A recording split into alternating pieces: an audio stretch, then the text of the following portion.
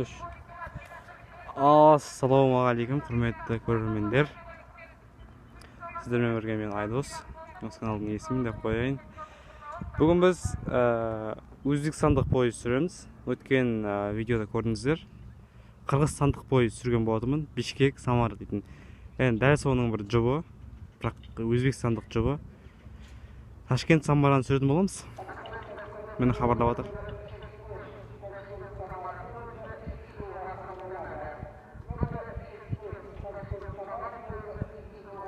Үшінші жолға алынады дейді. Бұндайды естімегенде біраз болды. Қазір мені вокзалда көрініс. Бірінші жолда Павлодардың пойызы, екінші жол бос. Бірақ үшінші жолға келеді дейді. Түсінбедім неге үшінші жолға келгенін. Қазір үшінші жолға шығамыз. Үшінші жолда тепловозға тұр.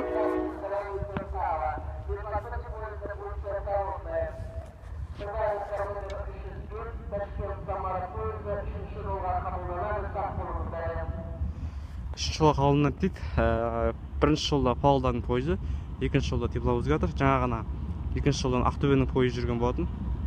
Ақтөбе, Алматы. Вокзал жайлы бейнені көрсеңіздер, мен біраз нәрсе айттым. Енді көп не алмай қойын ол жайлы. Қазір сол бүгін 30-шы желтоқсан, жаңа жылға бір күн қалды. Жаңа жыл көңіл-күй вокзалда сол кездесу, қоштасу дегендей ғой.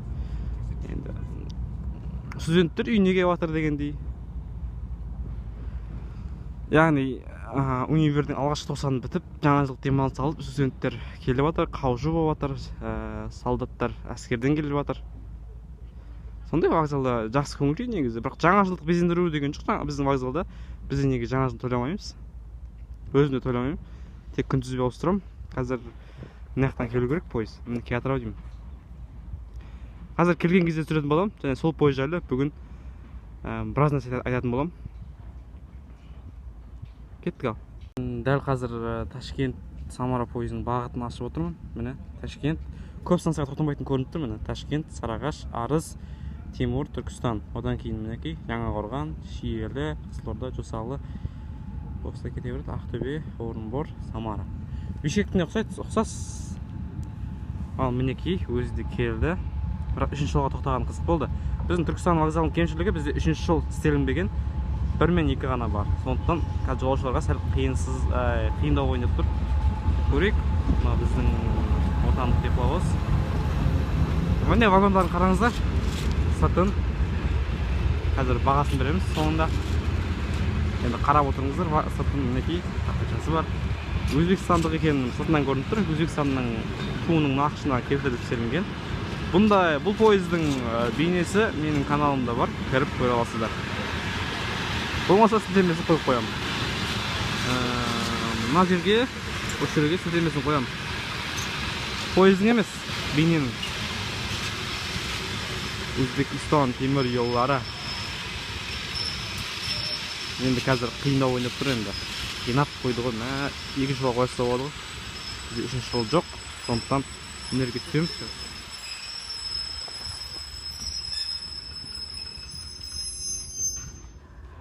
Келді.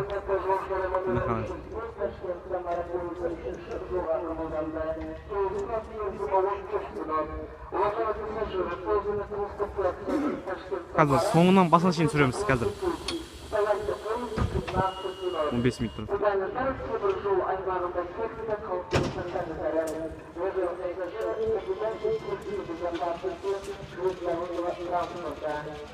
Кеттік ал, соңынан басына сүрейік. Ал біз Өзбекстандық құрамның соңғы вагонына келдік. Мынау соңы. Өзбекстан Railways-тің өздерінің брендтері бар, жазулары бар. Өзбекстандықтардың пойызы ерекше бізге қарағанда. Өздерінше бір нақыштары бар да. Бізде де бар нақыш. Құдайға шүкір. Үшінші жолға шығайықшы енді. Бізде үшінші жол жоқ. Сол қиын болып тұр қазір. Осындай көрініс. Оның бәрі тар қысылып жүресіңдер. Өзбекстанның вагондары өздеріне шығады. Міне, қараң. Мадерин, Өзбекистан. Өздеріне шығады вагондары. Сияқты. Кеттік, жалғастырайық. Жаңа айтып бағытын көрсеттім. көріп алғандар көрді. Дұрыс көре алмаймын десеңіздер, Яндекстің сайтына кіріп көріңіздер. Бірақ енді осы пойыздың бағасына келсек, бағасын таппадым мен. Бишкектікі шығыпты да, бұның бағасын билет қаяқтан алуға болады деп көргем сайттардан. Каспийдің несінен көрдім. Яндекстің сайтынан көрдім, таппадым. Білмеймін неге шықпағаны. Қолма-қол алу керек ау деймін билетті. Мына вагондардың байқадыңыздар ма, вагондар өздерінен шығады. Кеңестік вагондар бар ма екен? Made in Uzbekistan. Міне біз 3-ші жолда осындай. Бізде облыс орталығы болдық қой, бізге де 3-ші жол керек, негізі істеу керек. Болашақта істейді деп үміттенеміз енді. Ят болды енді. Өзіме ұнап жатқан жоқ, 3-ші жолға қойған.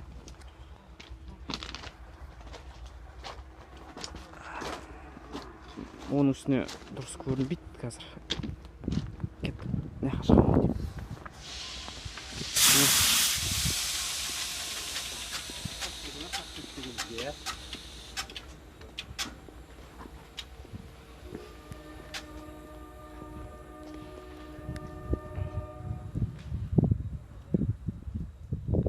Ташкент, Самара. Өзбекстанның елтаңбасы. Басына жазайық. Бұлар енді білесіздер, көмір жағады. Сондықтан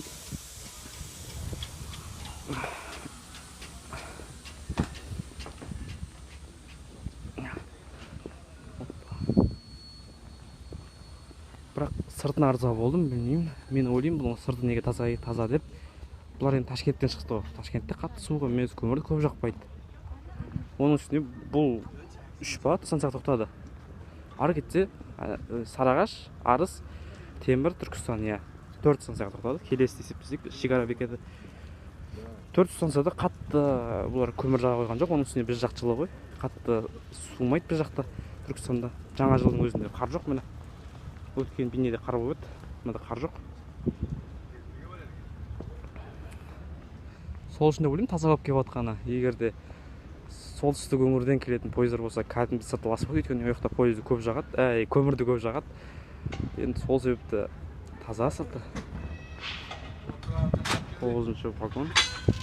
Ассаламағалейкум. Түсінбей қалдым ғой. Неге? Билет бағасы менің ойымша Бишкектің бірдей деп ойлаймын. Қашықтығы да Бишкектің жобасында. Екеуі бір қалады. Негізі бұның нөмірі 5-ші нөмір болатындығын, 5-ші 6-ші нөмір тұғын. Бірақ 305, 306 деген нөмірге ауысырып тастапты. Неге екенін түсінбедім.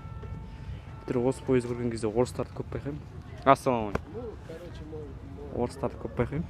Өзбектерді көп. Бірақ қазақтар көп мінбейді деп ойлаймын. Өзімді мінбейтінем. Жоқ, мінем әдемі, бірақ қымбатырақ та. Енді қазір бәрі қымбаттады деген менде жұрт енді арзан нәрсеге тез тартылады ғой. Мынау арзан екен, мынау арзандау екен десе барады ғой жұрттар.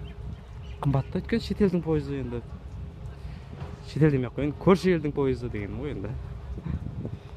Мынау ресторан вагондары қаяқтан шығады екен? Ресторан вагондары да Өзбекстанда ғой деймін, бірақ жазуы дұрыс көрініп тұрған жоқ маған. Келесі вагондарға көрейік. Құрамы осындай. Мынау Павлодардың пойызы.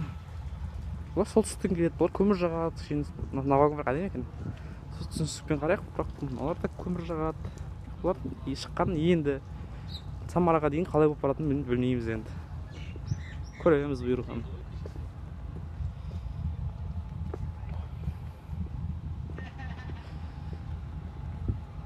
Түркістан қаласы. Айтпақшыдай жаңа үйден шығып жатқан кезде жаңалық көріп жатқам ғой. Түркістанның вокзалында қойдың басы сатылады дейді да. Сөйтіп не керек? Көрмеймін ба? Өткенде менің видеома түсіп қалған апай қойдың басы бар деп бір апай айқайлап жүрді ғой видеода. Мен сол кезде айтқан болатын. Біздің вокзалда қойдың басынан бастап қойдың бүкіл жеріне дейін бар деп айтқан. Сол апайды көрдім. Сол апай өзі сұхбат берді. Сол апай өзі айтты сататын, қойдың басы сататын. Сосын ойладым, осы құдай біледі, Түркістан ТВ-дің редакторлары, жалпы материал жинаушылары менің видеомды көріп келіп отыр ау деп ойладым өзімше. енді өзіме көре алмай қояйын. Бірақ сөйтіп ойладым, менің видеомнан кейін шықты. Өйткені мен өйтіп айтып ойласам болады да, миға сияды. Өйткені менің видеомнан кейін түсіріп жатыр да ол репортаждарын.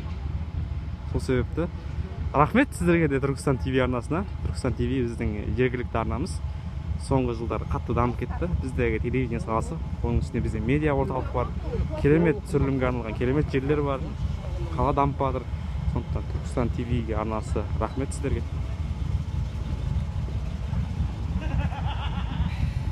Мен өзім сол арнаға шыққан болатынмын. Түркістан ТВ мен Хан ТВ-ға шығып, өзім кішігірім сөйлеген тұғым. Қателеспесем, бір 2 ай бұрын ба Түркістан ТВ-ге шыққан менде. Өзімде телевидениеге қызғам жалпы. Арна телеарналарға қызғам да. YouTube арналарға болсын, телеарна болсын қызғам. Өзім жайлы айтып кеттім ғой мен. Пойыз жайлы келсек, пойыз енді өте керемет. Өзбекстанның өзінің пойызы. Вагондарда Өзбекстан. Нағыз Өзбекстанның пойызы. Сол себепті бұл пойыздың өзінің фирмалық аты бар. Өзбекстан фирмалық пойызы деп жазады. Негізгі ресми фирмалық атауы. Ал біздің тепловозымыз, павлодардың пойызы Өзбекстан деп аталады. Негізгі фирмалық аты Ташкент Самара деп те айта береді. Сондықтан да бұл пойыз бекерден бекер аталмайды. Бұл пойыз шынымен де лайық, нағыз Өзбекстандық пойыз. Вагондары да керемет. Билет алуға да кеңес беремін. Өзбекстандық бауырларға ассалаумағалейкум. Бәріне жалынды сәлем. Қазақстандық бауырлар болсын. Айтпақшыдай, бүгін 30 желтоқсан. Бүгін жұма мүбәрәк болсын. Жақында жаңа жылда келіп қалып, басқа жылдық. Біздің тепловозымыз қазір пойыздың жүруін сүретін болам. Сол себепті мен вокзалдың басқаға жылжи берейін. Немесе вагондарды көрсетейін бе? Бәлкім вагондарды көрсетсем болатын шығар. Міне, вагондар. Туристік пойыз жайлы бейне арнада бар. Сол пойызда да осы Өзбекстандық вагондар. Яғни Өзбекстанның пойызы ол пойызда. Өзбекстандықтары өте пысық. Сол себепті олар қандай не да? Әр салада өздерінше бір ерекшеленіп тұрады да. Туристік пойыз мысалы. Біз жақта мен Қазақстанның туристік пойызын мен көрген емеспін. Ал Өзбекстанның туристік пойызын көргенмін. Бізге жақын болғаннан шығар, бірақ Түркістан туристік қала болған, Қазақстандық туристік пойыздарды да келсе болады ғой. Бірақ мен Қазақстандық туристік пойызды көрмедім. Бар болса бар шығар туристік пойыздар. Туристік пойыз жайлы бейнені де осы жерге қоямын. Осы жерде шығады, басып көре аласыздар. Және де Ташкент Самараның жаза сүрген бейнесі де бар арнада. Оны да кіріп көре аласыздар. Жалпы Өзбекстан пойыздарымен түсіріп жатқаным кеше бүгін емес. Мен бұрыннан түсіріп Өзбекстанның пойыздарын. Сол себепті кіріп өз бағаларыңызды беріңіздер. Менің өзім беретін бағам 10-нан 10 деген баға берем. Бұл пойызда ешқандай мін жоқ деп айта аламын. Нағыз Өзбекстан деген атқа сай. Өзбекстандық бауырларға да жалынды сәлем. Жолдарыңыз болсын. Жол серіктерге де айтарым. Жолдарыңыз болсын. Осы пойызда барлық жанға айтарым. Жолдарыңыз болсын. Тек аманшылықта болыңыздар. Қазір енді мінекей жол серіктер есіктерін жауып жатыр. Жолаушылардан мініп жатыр. Павлодардың пойызы өткенде сүрген. Қазір пойыз жүреді, сондықтан пойыздың жүргенін сүретін боламын. Билет бағасын енді біле алмадым. Бағытын айттым. Өткендегі Бишкектің бағытына ұқсайды. Бірақ бұл Ташкенттен шығады. Сондықтан Арыс 1-ге тоқтайды. Арыс 2-ге тоқтамайды. Шымкент қалаларына бармайды. Ал енді міне пойыз жүріп жатыр.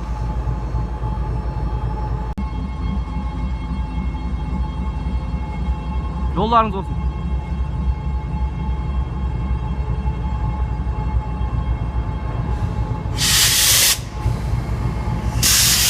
Тепловоз өзіміздікі, пойыз Өзбекстандікі. Мінекей. Қазақ өзбекті сүйреп жатыр. Керемет. Бауырымыз ғой бәріміз енді қазақ болсын. Ал каска. Сосын айтам, білмеймін.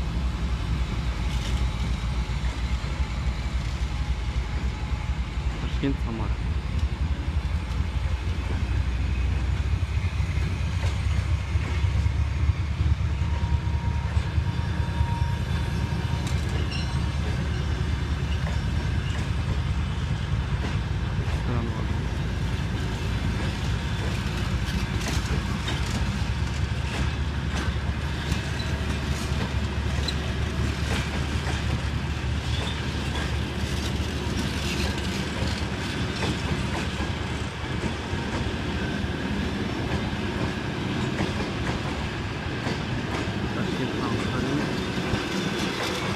Uzbekistan temir yolları.